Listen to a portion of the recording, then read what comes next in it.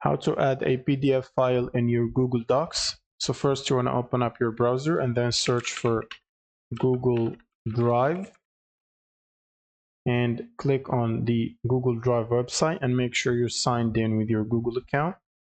Now you want to upload your PDF file here.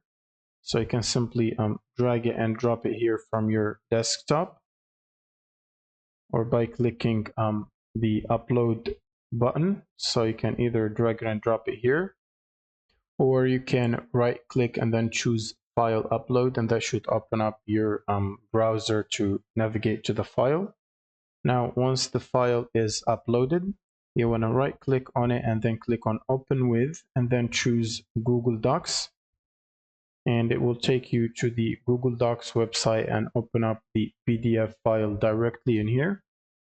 And that's pretty much it for this video. Now you can basically edit or adjust the PDF file, images and stuff like that, and simply just press the file menu again, and from here you can choose download to download it either as a doc file or as a PDF, again with the modified text that you have edited. Thank you guys for watching, and subscribe.